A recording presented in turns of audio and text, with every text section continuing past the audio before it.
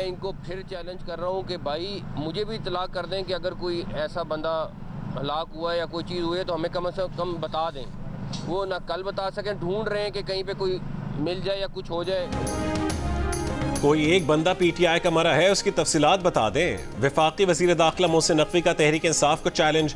Teams अस्पताल के दौरे के बाद मीडिया से गुफ्तगू करते हुए कहा है कि जब से अली अमीन भागे तो प्रोपेगेंडा शुरू हो गया कि 33 लाशें एक अस्पताल और उतनी ही दूसरी में हैं। चैलेंज करते हैं कि अगर अमवात हुई हैं तो नाम सामने लाएं, अगर कोई मरा है तो उसका नाम ही बता दें। किसी एक पुलिस वाले के पास गन थी तो बताएं। इससे कबल वफाकी वज़ीर दाखिला मोहसिन नकवी ने डीजी रेंजर्स के हमरा पिम्स अस्पताल का दौरा किया।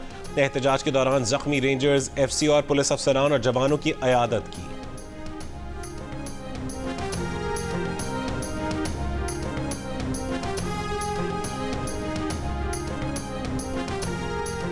ये धरना इमरान खान के इख्तियार में है और ये धरना जो जारी है। इन्होंने लोगों को गोलियां मारी।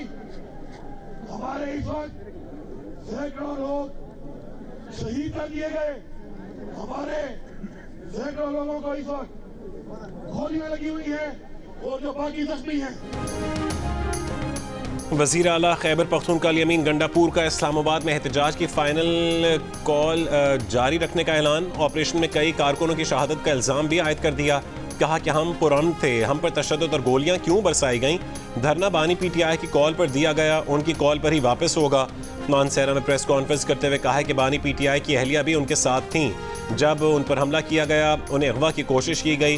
कारकुनों पर तशद्दुद की FIR अपनी मुद्दत में दर्ज करवाएंगे। हमारे जितने वर्कर्स शहीद हुए उनके खानदान के लिए 1-1 करोड़ रुपए का ऐलान करते हैं। वज़ीर आला अली अमीन और बुशरा बीबी गुज़िश्ता रात इस्लामाबाद से फरार होकर मानसेरा पहुंचे थे।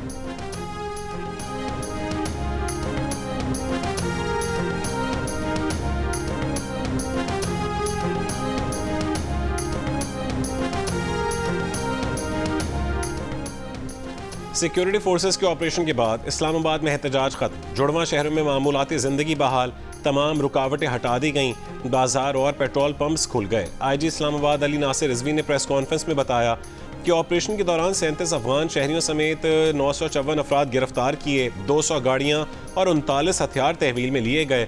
मुजाहिरीन से बरामद असलहे में क्लाशनकोफ और 12 बोर की बंदूकें भी शामिल हैं। दहशतगर्दी के दफात के तहत 7 FIR दर्ज की जा चुकी। कल रात ऑपरेशन में सिर्फ लाठियों और आंसू गैस इस्तेमाल की गई। एहतजाज के दौरान अमवात पर पॉलीक्लिनिक और पिम्स अस्पताल के बयान जारी। पिम्स अस्पताल ने सोशल मीडिया पर चलने वाली खबरों को भी जाली करार दिया। अस्पताल इंतजामिया के मुताबिक पॉलीक्लिनिक और पिम्स अस्पताल में 2-2 लाशें लाई गईं। पिम्स अस्पताल में एहतजाज के दौरान कानून नाफिज करने वाले इदारों के 66 एहलकार और 36 सिविलियन इमरजेंसी वार्ड में लाए गए। ज़्यादातर अफराद को इब्तदाई तिब्बी इमदाद के बाद डिस्चार्ज कर दिया गया। बाकी कुछ अफराद की तिब्बी इमदाद जारी है।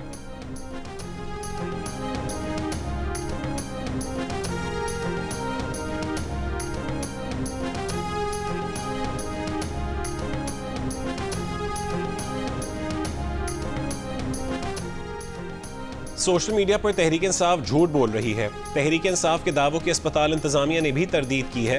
वफाकी वज़ीर इत्तलात अता तारड़ की प्रेस कॉन्फ्रेंस, कहा कि किसी को गोली नहीं मारी गई। कानून नाफिज करने वाले इदारों की कार्रवाई में 37 अफगान शहरियों को हिरासत में लिया, 43 बंदूकों को तहवील में लिया गया। PTI एहतजाज में 4 सिक्योरिटी एहलकार शहीद हो गए। 150 से ज़्यादा पुलिस एहलकार जख्मी हैं। PTI ने मुल्क की मईशत को तबाह करने का सोचा समझा मंसूबा तैयार किया था, नाकाम होने पर मौके से भाग गए।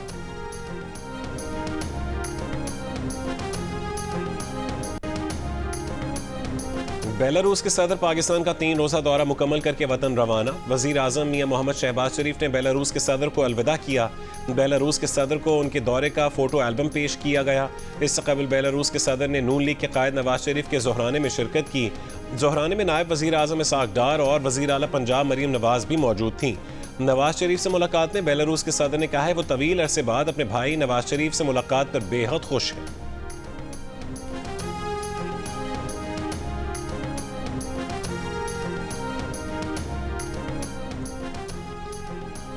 Army chief general Asim Munir से चीन के सेंट्रल मिलिट्री कमीशन के वाइस चेयरमैन की मुलाकात। ISPR के मुताबिक army chief general Syed Asim Munir ने बाहमी एतमाद और ताउन की ज़रूरत पर जोर दिया। कहा कि पाक चीन तारीखी दोस्ती ने हर मुश्किल वक्त का मुकाबला किया। आर्मी चीफ ने बैनुल अक़वामी और इलाकाई माहौल में तब्दीलियों के बावजूद पाकिस्तान के साथ खड़े होने पर चीनी क़यादत का शुक्रिया अदा किया। जनरल योंग यूशिया ने यादगार शोहदा पर फूल रखे और खराज अकीदत पेश किया। जेएचक्यू आमद पर पाक फौज के चाक चौबंद दस्ते ने गार्ड ऑफ ऑनर पेश किया।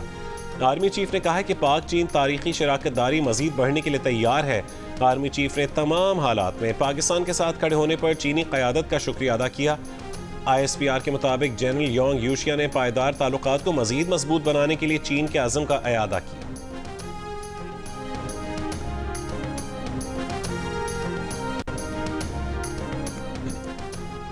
वज़ीर आला पंजाब मरीम नवाज ने चीन के ताउन से 4 टियर डेटा सेंटर बनाने की मंजूरी दे दी। CBD को मजीद आलमी यूनिवर्सिटी के कैंपस बनाने का टारगेट भी दे दिया। डिजिटल पंजाब विजन के मुताबिक चीन, इंग्लैंड और दीगर ममालिक की universities Nawaz Sharif IT city में कैंपस बनाएंगी। बकिंगमशायर यूनिवर्सिटी और इंपीरियल कॉलेज लंदन भी कैंपस बनाने के लिए तैयार हैं।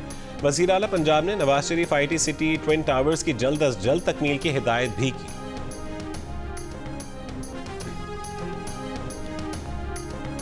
इंसदाद दहशतगर्दी अदालत लाहौर ने 9 मई के 8 मुकदमात में बानी PTI की दरख्वास्त जमानत पर फैसला महफूज कर लिया। दौरान समाअत प्रोसिक्यूटर ने कहा कि मुल्ज़िम के इशारे पर 200 हसास तनसीबात पर हमले किए गए। तमाम केसेस बगावत और हसास तनसीबात पर हमले के हैं। 24 नवंबर के एहतजाज से गिरफ्तार PTI के 35 कारकुनान अदालत में पेश। रावलपिंडी डिस्ट्रिक्ट कोर्ट ने तमाम मुल्ज़िमान का 1 रोज़ा जिस्मानी रिमांड मंजूर कर लिया। अदालत ने मुल्ज़िमान को कल दोबारा पेश करने की हिदायत की।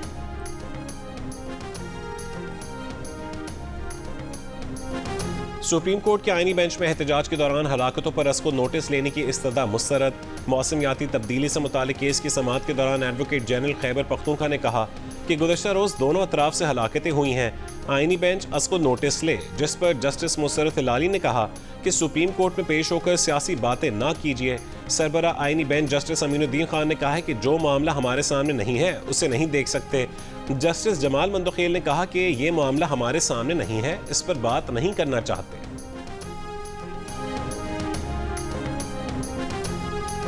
PTI लीडरशिप ने मायूस किया, कोई मुशावरत, कोई कोऑर्डिनेशन नजर नहीं आई। प्लानिंग का फुकदान था। हुकूमत की मुज़ाकरात की पेशकश पर मुशावरत क्यों ना की गई। PTI के शौकत यूसुफजई फट पड़े। कहा कि पार्टी के अंदर तहकीकात होनी चाहिए कि डी चौक को ही क्यों जाने के लिए चुना गया। पहले से मालूम था कि हुकूमत डी चौक में फस्तायत का मुजाहरा करेगी। बैरिस्टर गौहर और सलमान अकरम राजा भी कहाँ थे और शेर अफजल मरवत भी गायब थे। अली अमीन गंडापुर के अलावा कोई लीडर सामने नहीं आया।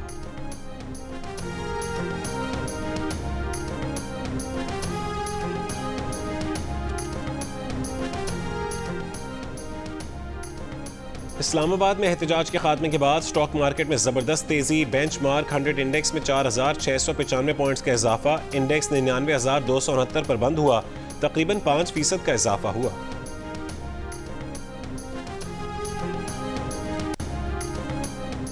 गवर्नर सिंध कामरान टिसोरी का कहने के बानी PTI के पास सियासी और मुआशी टीम नहीं। बानी PTI के पास अगर कोई मुआशी हल है तो बताएं।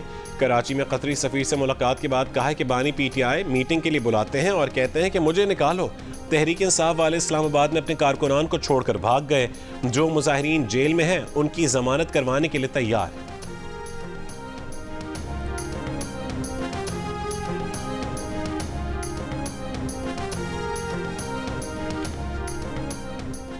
वज़ीर आला सिंध मुराद अली शाह का कहना है कि सखर बैराज की तामीर नौ और बेहतरी के इक़दाम में कोताही बर्दाश्त नहीं करेंगे। हमें अपने असासों की मुकम्मल तौर पर हिफाजत करनी है।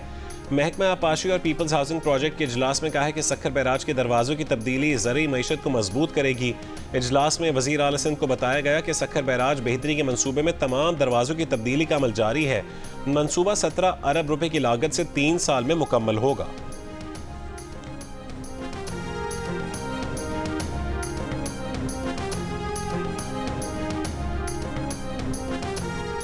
गवर्नर KP फैसल करीम कुंडी का कहना है कि बानी PTI की रिहाई एहतजाज से नहीं, अदलिया के फैसलों से होगी। बानी PTI 100 साल में भी इस तरह रिहा नहीं होंगे। पेशावर में प्रेस कॉन्फ्रेंस करते हुए दिसंबर के पहले हफ्ते में ऑल पार्टीज कॉन्फ्रेंस बुलाने का ऐलान किया। कहा कि अमन व अमान के लिए मिलकर काम करना चाहते हैं। आइंदा 2 रोज़ में सियासी जमातों के नुमाइंदों को कुरम लेकर जाएंगे।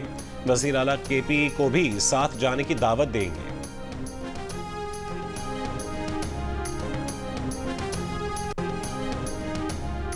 ICC चैंपियंस ट्रॉफी के मुस्तकबिल पर गौर। इंटरनेशनल क्रिकेट काउंसिल की बोर्ड मीटिंग जुमे को होगी। ज़राए के मुताबिक बोर्ड इजलास में चैंपियंस ट्रॉफी के लिए हाइब्रिड मॉडल अपनाने का ऑप्शन पेश किया जाएगा और पाकिस्तान को मनाने की कोशिश की जाएगी। पाकिस्तान पहले ही हाइब्रिड मॉडल को मुस्तरद कर चुका है। इजलास में भी यही मौक़िफ़ अपनाया जाएगा। PCB ने मीटिंग के लिए होमवर्क शुरू कर दिया। वोटिंग पर फैसला पाकिस्तान मुखालिफ होने पर PCB हुकूमत से मशवरा करके जवाब देगा। भारत की कोशिश है कि चैंपियंस ट्रॉफी का मामला इतवार से पहले हल हो जाए।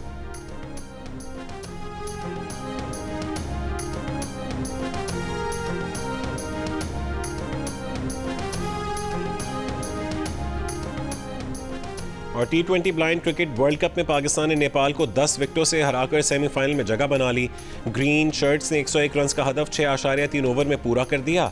बांग्लादेश ने अफगानिस्तान को 8 विकेट से और श्रीलंका ने जनूबी अफ्रीका को 53 रन से हरा दिया।